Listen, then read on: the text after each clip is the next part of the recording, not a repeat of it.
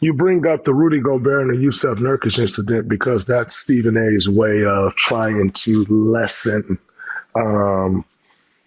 the impact of what you may say back. I'm going to throw out these negative ass things that happened with you many years ago that you've come back from, that you've moved past. I'm going to throw those things out to try to gather an audience, to try to gather a crew to be on my side, a base of people to be on my side. So I'm going to throw these things out to remind these people that may have been upset that you did that because they may not like those types of things or whatever. I'm going to remind them of that so they can be on my side when I say this. A typical Stephen A thing. He said we have not spoke since. I think that, those things happen to be right around the time where a lot of people in the industry felt like this dude took this sharp left turn. Draymond Green and Jamil Hill called him out, and you can see this dude, like, he's losing it, bro. Like, anytime somebody black mentions him right now, he is completely losing his mind. Now, even in the video, he said that he's supposed to be on vacation, right? But he just had to get online and respond to Jamil Hill and Draymond Green. You have to always keep in mind, what is the agenda of the person telling me this? And so that's what I thought was very interesting about the Jaylen Brown discourse is, why is there all of a sudden this driving narrative about how he is some kind of analytical disappointment? Like, where is that coming from? Who stands to gain from this? What is the purpose and why is this coming out? And even the idea that he got, smartest man in the room syndrome, which is a bizarre. What's wrong with that? Yeah, I mean, what they were really saying, what they was really saying. Back to Stephen A. Smith, because what Jamil Hill is saying is that these analysts, these guys are telling Jaylen Brown to shut up and dribble. Stephen A. Smith responded to Jamil Hill and Draymond Green. Let me show you guys that. And if you can, be sure to give this video a thumbs up. That really does help support my YouTube channel, and I really appreciate that. Thank you. I'll be like, yeah, I said you fucked. What you laughing about, Jamel Hill? Somebody that's not in the locker room? Are you implying that you've been in the locker room more than me in my career? Come on, where you gonna stop dancing around issues involving me and tell them what's up? You and I were pretty tight. And then after the choking incident with Rudy Gobert and the slap to Yusuf Nurkic,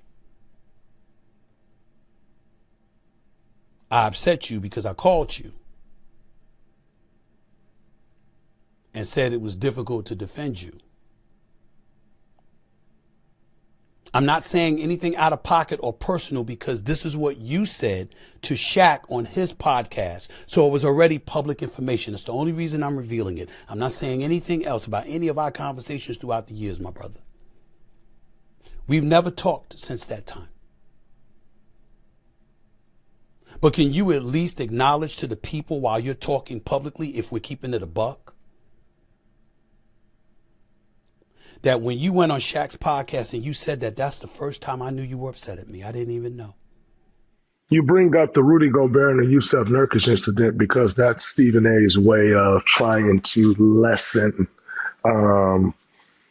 the impact of what you may say back. I'm going to throw out these negative ass things that happened with you many years ago that you've come back from, that you've moved past. I'm going to throw those things out to try to gather an audience, to try to gather a crew to be on my side, a base of people to be on my side. So I'm going to throw these things out to remind these people that may have been upset that you did that because they may not like those types of things or whatever. I'm going to remind them of that so they can be on my side when I say this.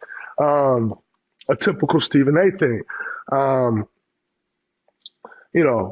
He said we have not spoke since. I think that, those things happen to be right around the time where a lot of people in the industry felt like this dude took this sharp left turn. And all of a sudden became like this, you speak on Jaylen Brown. The problem I had with Stephen A and Jaylen Brown was when you called him out like a mob boss. when you sat in front of the camera and spoke as if you saw him, you was going to do something to him. That's the problem I had when speaking about Jaylen Brown. The issue that I have, and by the way, it's not a real issue because people, again, I go back to the statement I made about Shams, which these are in two completely different capacities. But get your money how you get your money, man. Like, I'm not mad at anybody for how they get their money. That's including Stephen A. So for a guy who actually, yes, what he is right about is we were pretty tight.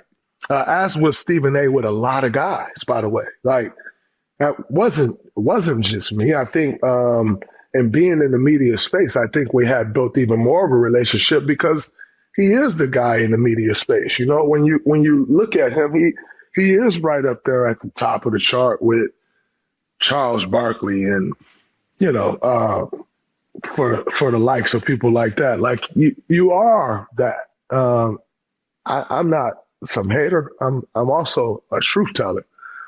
You very much so are right up there at the top, and very appreciative throughout the years of the advice given, as someone who's continued to try to elevate and learn and work in this space. So yeah, those are all facts. Just like a lot of players having a relationship with you were facts until you started to disrespect players as if you were a player. There's a fine line. And Jamel and my conversation was about this. I mentioned Stephen A. Smith's name because Stephen A. is the one that's always speaking on being a journalist, on how his background is journalism. And by the way, no one ever doubted that. If you watch what Jamel and I were talking about, Stephen A., the problem I have is you get upset about the very thing that you do. You get so upset and bent out of shape about the very thing that you do. For instance, I had a problem with Jaylen Brown or whatever. Let's see. I'm going to go back to the quote. Y'all forgot the fact that I did a sit down with him face to face in Boston a year ago after he had a problem with what I said, when all I said was what other people said. Number one, say what you say. And if you're going to quote it, stand on that. All I said was what other people say. You can't always throw it to somebody else. You said it, and it's fine. By the way, regardless of what other people said, if you say it, it's yours now. If I go sample a song, every time that song come on and I sampled Jay-Z's song, every time that song come on, they ain't going to say, Draymond Green's song sampled by Draymond Green. Jalen Rose had called this situation out. You can tell he's fed up with the current state of journalists, especially the ones that have podcasts, because these guys now are using any type of situation of beef to promote their next podcast episode, right? Like what Jalen Rose said, calling out the media members. So I would like for you guys to get in the comment section down below your thoughts about today's video. Don't forget to hit that like button. Don't forget to hit that subscribe button as well. Catch you guys on the next video, and we out, guys. Peace.